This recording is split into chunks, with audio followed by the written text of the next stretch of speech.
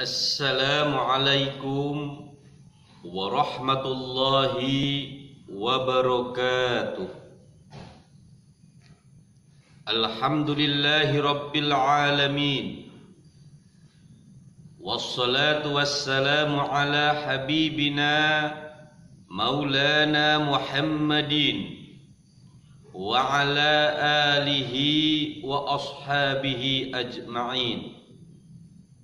Ashhadu an la ilaha illallah wahdahu la syarika lah wa ashhadu anna Muhammadan abduhu wa rasuluh. Allahumma salli ala Sayyidina Muhammad wa ala ali Sayyidina Muhammad. Hadirin para pemirsa jamaah yang semoga kesemuanya dirahmati dan dalam maghfirah Allah, ma'asyiral muslimin rahimakumullah.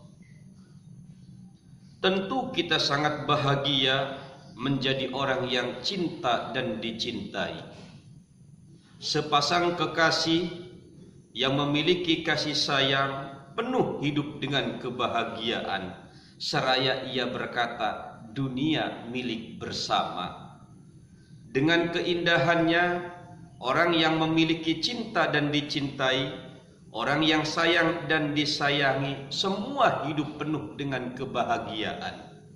Tidak ada hati kegundahan, tidak memiliki hati keresahan, semua yang ada adalah kebahagiaan. Yang ia inginkan cukup dia berkata, yang menyayangi akan memberikan.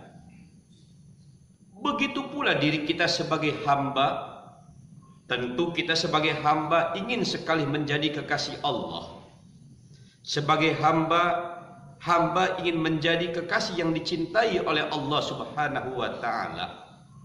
Seorang hamba yang dicintai oleh Allah Subhanahu wa ta'ala menjadi kekasih Allah Subhanahu wa ta'ala tentu sangat bahagia. Kebahagiaannya, apa yang ada kita harapkan, apa yang kita renungkan, semua dikabulkan oleh Allah Subhanahu wa ta'ala. Hidup di alam dunia penuh dengan kenikmatan dan penuh dengan kebahagiaan. Begitu pula Allah Subhanahu wa ta'ala mencintai, menyayangi kepada kekasih Allah Subhanahu wa ta'ala. Seorang hamba ia berdoa, doanya akan dikabulkan. Apa yang ada di alam dunia sepenuhnya akan diberikan kepada hambanya. Begitu pula matinya akan menjadi kekasih Allah dan dimasukkan ke dalam surga Allah. Betapa bahagianya orang yang dicintai, disayangi dan menjadi kekasih Allah Subhanahu wa ta'ala.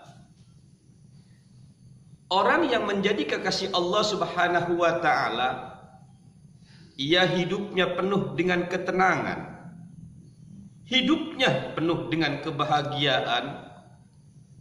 Begitu pula yang dicintai oleh Allah Subhanahu wa ta'ala, yang cinta kepada Allah, hidupnya tidak pernah mereka merasakan kesulitan, kesusahan, penuh dengan kemudahan dan penuh dengan kebahagiaan. Kenapa? Karena hidupnya dia hanya mu'allik hatinya kepada Allah Subhanahu wa ta'ala. Di dalam apa yang dijelaskan ini, tentu kita bertanya, siapakah yang menjadi kekasih Allah, yang penuh dengan kemudahan, yang penuh dengan kenikmatan, hidupnya adalah kebahagiaan, dunia dan akhiratnya yang akan dijadikan surga oleh Allah Subhanahu wa ta'ala. Hal ini jamaah yang dimuliakan Allah, para pemirsa yang semoga dalam rahmat Allah Subhanahu wa ta'ala, digambarkan oleh Allah Subhanahu wa ta'ala para kekasih Allah kepada wujud kehidupan Nabiullah Ayub alaihissalam. Kenapa Allah Subhanahu wa ta'ala menggambarkan kekasih Allah kepada Nabiullah Ayub alaihissalam? Dari sekian banyak makhluk Allah Subhanahu wa ta'ala, dari sekian banyak kekasih Allah Subhanahu wa ta'ala, penderitaan yang sangat pedih, yang mendapatkan musibah yang pada hakikatnya semua musibah itu pedih. Tetapi Nabiullah Ayub alaihissalam mendapatkan musibah yang sungguh sangat luar biasa. Siapakah Nabi Ayub? Ayub putra dari Ais, Ais putra dari Ishak, Ishak putra dari Nabiullah Ibrahim alaihissalam. Nabiullah Ayub alaihissalam hidup pada tahun 1420 sampai 1540 sebelum Masehi. Jadi sekitar 120 tahun.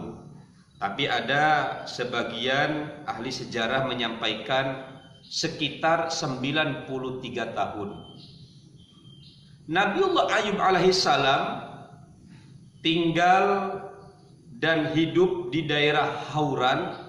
Hauran ini perbatasan antara Yordania dan Syria di daerah daratan Syam. Kebetulan alhamdulillah Pak Kiai pernah tinggal di daerah sana. Jadi di daerah antara Yordania dan Syria. Nabiullah Ayub alaihissalam memiliki istri, di antaranya bernama Layya dengan panggilan Rahmah, dan Layya atau pula dengan panggilan Rahmah ini cucu dari Nabiullah Yusuf alaihissalam. Pernikahannya memiliki anak Zulkifli, Yemima, Kezia, Kerenafuh. Hadirin jamaah yang dimuliakan Allah, ma'asyiral muslimin rahimakumullah. Kehidupan Nabiullah Ayub alaihissalam di usia 40 sampai 52 tahun, jadi sekitar 40 sampai 52 tahun, hidup yang penuh dengan kemegahan, hidup yang penuh dengan kemewahan, dan semua masyarakat saat itu terkesima selalu membicarakan kepada Nabiullah Ayub alaihissalam. Bagaimana tidak terkesima dan semua membicarakan kepada Nabiullah Ayub alaihissalam memiliki istri Rahmah. Rahmah ini cucu dari Nabiullah Yusuf alaihissalam. Betapa cantiknya istri Nabiullah Ayub alaihissalam. Begitu pula Nabi Ayub yang gagah, muda, bijaksana, tampan, adil, begitu pula sangat amanah, dermawan, luar biasa. Tidak ada yang kurang dalam diri Nabiullah Ayub alaihissalam. Hartanya sangat berlimpah. Dari Syria sampai ke Yordania, daratan Syam. Itu daratan Syam mulai dari tumbuh-tumbuhan, tanam-tanaman, begitu pula binatang ternak, kebanyakannya hampir mayoritas itu milik Nabiullah Ayub alaihissalam. Subhanallah. Gagah tidak diragukan, harta yang sungguh sangat berlimpah, dermawan, sodako, sosial, berbuat baik. Kesempurnaan Nabiullah Ayub alaihissalam sehingga menjadi pujaan dan pujian masyarakat sekitar, khususnya daratan Syam. Semua memuji, bahkan membangga-banggakan, membicarakan, oh betapa gagah hebat, betapa gagah dan dermawannya, betapa sempurnanya Ayub alaihissalam. Tetapi sebaliknya, hadirin jamaah yang dimuliakan Allah, semua manusia memuji, ada makhluk Allah yang bernama setan. Dia tidak senang, bahkan dia membenci kepada Ayub. Kenapa dia tidak senang bahkan membenci kepada Ayub? Karena Nabiullah Ayub ini tidak terlalu peduli kepada kegagahannya, kecantikan keluarganya, kerukunan rumah tangganya, harta yang berlimpah, jabatan yang ia sandang, sama sekali tidak peduli. Yang ada di dalam hatinya hanyalah satu, zikrullah, mengingat kepada Allah, jiwanya tenang kepada Allah, kepribadiannya hanya mengharap ridho Allah Subhanahu wa taala. Nah, inilah yang berbeda dengan masyarakat kita. Kalaulah masyarakat kita pengen tenang, katanya duitnya harus banyak. Pengen bahagia, katanya jabatan hartanya harus berlimpah. Tetapi Nabiullah Ayub alaihissalam, harta yang sungguh sangat berlimpah tidak ada arti dalam kehidupannya. Kemewahan, kemegahan, kegagahan, kecantikan yang sungguh sangat luar biasa tidak ada arti dalam hidupnya. Yang berarti dalam pribadi Nabiullah Ayub alaihissalam, ketenangan hati dan jiwanya selalu ada pada pasrah diri kepada Allah Subhanahu wa taala, mensyukuri terhadap nikmat Allah. Akhirnya jamaah hadirin yang dimuliakan Allah, setan marah, kesel. Ini Ayub gimana sih? Udah semua dimiliki, sempurna, orang udah pada bangga banget, malah kagak peduli kepada dirinya. Malah pedulinya, malah dia selalu ingat kepada Allah Subhanahu wa taala, kata setan. Jadi setan ya di hatinya selalu membicarakan kesel sama Nabiullah Ayub alaihissalam. Akhirnya setan ini musyawarah, ini setan sama setan musyawarah, berpikir bagaimana kita menghancurkan Ayub sehingga Ayub ini menjadi hidupnya ada pada kehancuran. Jadi setan ini musyawarah. Langkah pertama bagaimana? Langkah yang pertama, bagaimana kalau kita hancurkan, kata setan, seluruh harta bendanya yang ada di daratan Syam, mulai dari Syria sampai Yordania, kita hancurkan, kita hanguskan. Nabiullah Ayub alaihissalam dengan penuh kenikmatan hatinya berzikir kepada Allah, dengan penuh ketenangan jiwanya, seraya Allah Subhanahu wa taala ada dalam hati dan menjaga hidupnya, ketenangan dirinya, selalu ia zikir, ingat kepada Allah Subhanahu wa taala. Kata setan, "Yub, kamu selalu zikir, kamu selalu ibadah, kamu selalu apa yang Allah Subhanahu wa taala perintahkan. Jangan kamu terlalu sibuk dengan zikir, ingat kepada Allah." Kata setan, "Tuh lihat, harta benda, seluruh binatang ternak, tanaman yang kamu miliki, semua yang kamu miliki, mulai dari daratan Syam, Syria sampai Yordania, seluruhnya hangus terbakar. Binatang ternak habis, tumbuh-tumbuhan habis, semua habis." Apa jawab Nabiullah Ayub alaihissalam? "Kulluhum minallah." Semuanya itu dari Allah Subhanahu wa taala. Semua dari Allah Subhanahu wa taala dan kembali kepada Allah Subhanahu wa taala. Saya ucapkan inna lillahi wa inna ilaihi rajiun. Semua berasal dari Allah dan kembali kepada Allah. Ini kan aneh.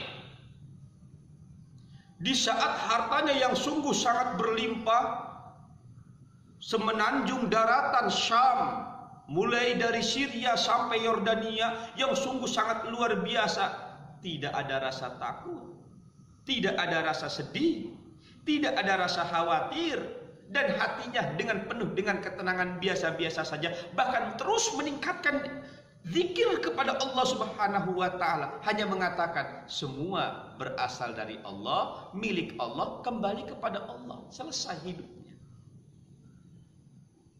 Kalaulah terjadi dalam diri kita, subhanallah, apa yang akan terjadi pada hidup kita? Jangankan kita hilang harta, jabatan pensiun, satu persatu kita merasakan sakit, ada yang stroke. Kenapa? Karena kehilangan jabatan, kehilangan harta, tidak tidur siang malam, jadinya stres. Inilah umat manusia. Padahal kesemuaannya, semua amanah dari Allah, berasal dari Allah dan akan kembali kepada Allah Subhanahu wa taala. Manusia semua hidup di alam dunia ini berawal dari tidak ada, kembali kepada Allah dengan tidak ada. Ini setan akhirnya di hatinya ngedumel. Tuh, hadirin ngedumel. Ya, ngedumel, kesel dalam hatinya. Loh, hartanya habis kok malah ini tenang-tenang saja. Akhirnya, hadirin jamaah yang dimuliakan Allah, anak yang ia cintai, anak yang ia banggakan, di antaranya Zulkifli, Yemima, Kezia, Khurunafuh, sedang berkumpul, bangunnya di sama setan dirobohkan. Semuanya meninggal. Akhirnya setan datang lagi. Yuk, kamu sibuk ibadah, sholat, zikir. Kamu sibuk, kamu bermesraan dengan Tuhanmu, dengan Allah. Tuh anak kamu, semuanya mati. Kerobohan rumah, semuanya mati. Apa jawab Nabiullah Ayub alaihissalam?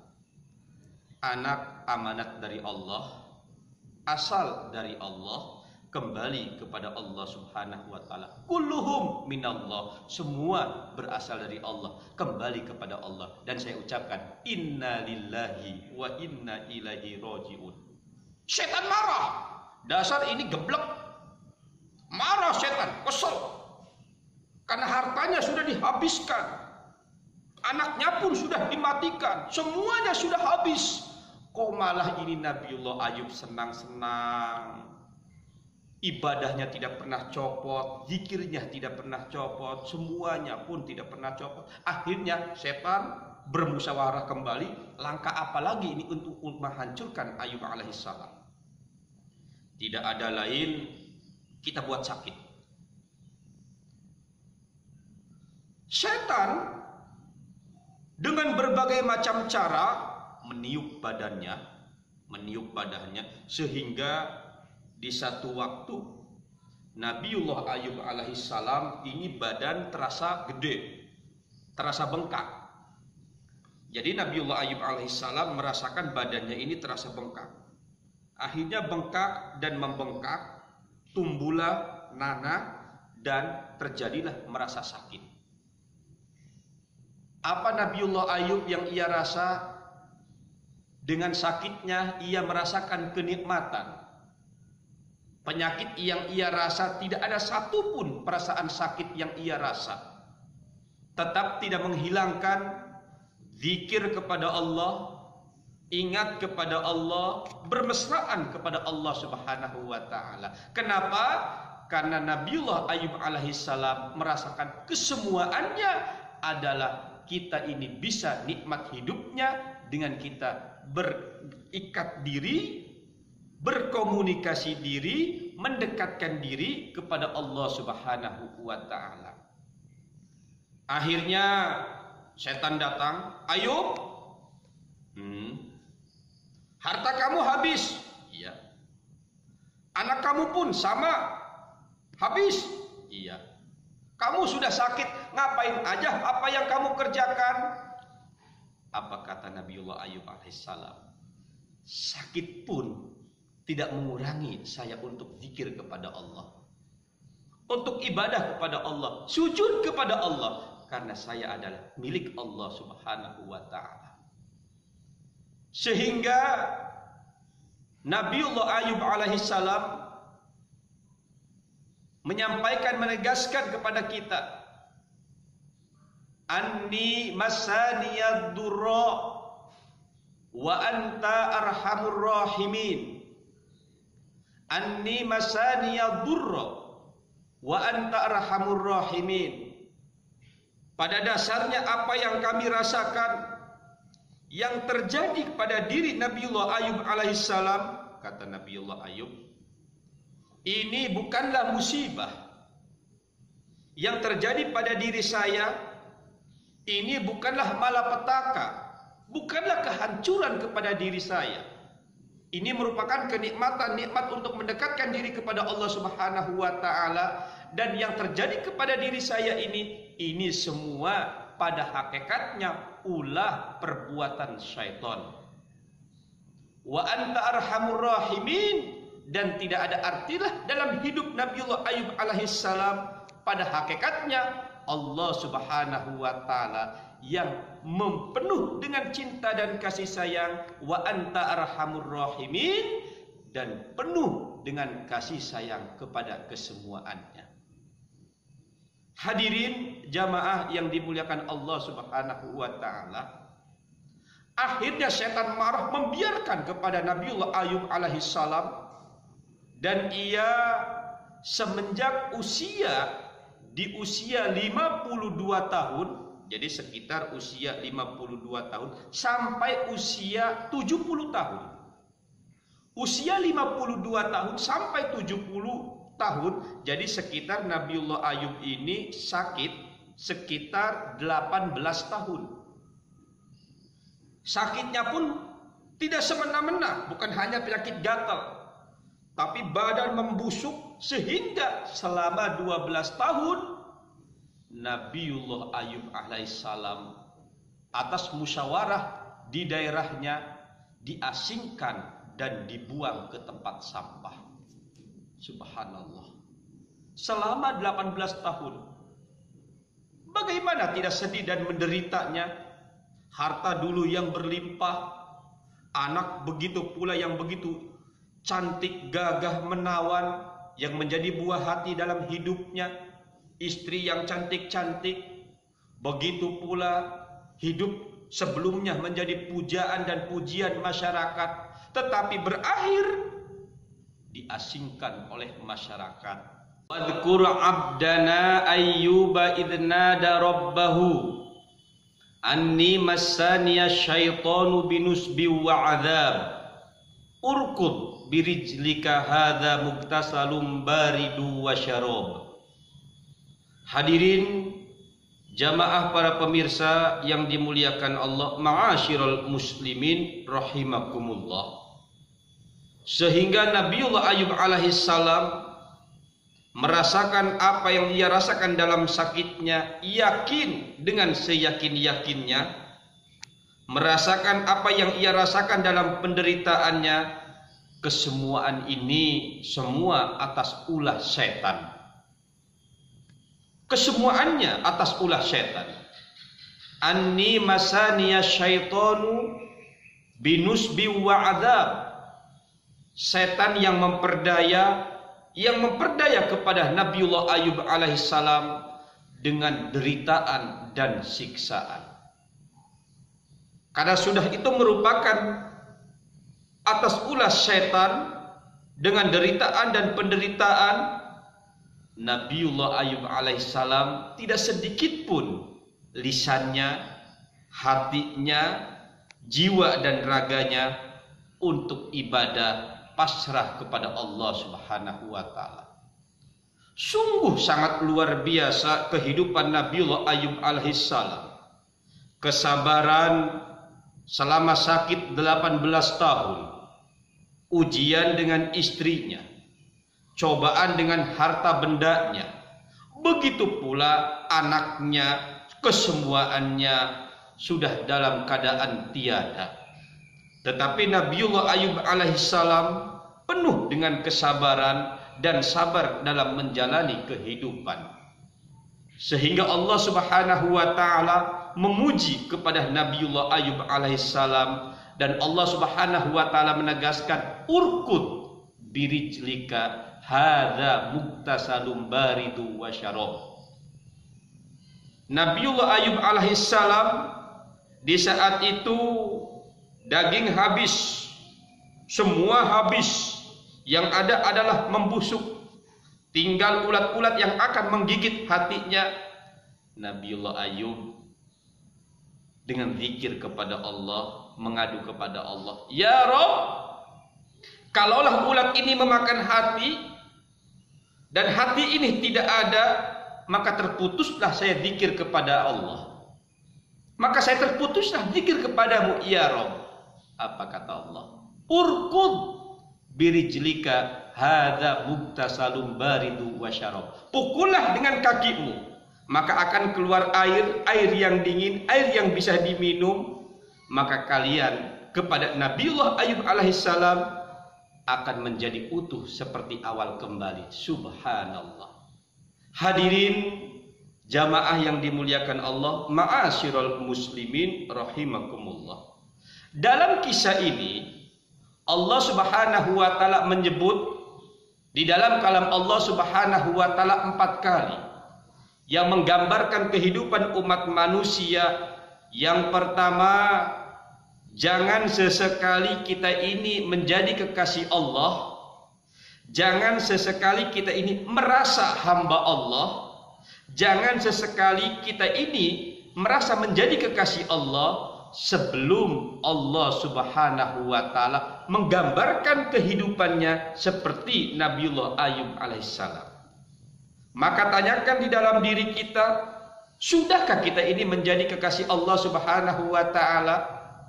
Orang yang menjadi kekasih Allah Subhanahu wa taala, yang pertama, orang yang menjadi kekasih Allah. Yang menjadi kekasih Allah Subhanahu wa taala, yang pertama, yang kuat iman, Islam, takwa, ihsannya. Iman dan Islamnya di atas segalanya di dalam kehidupan.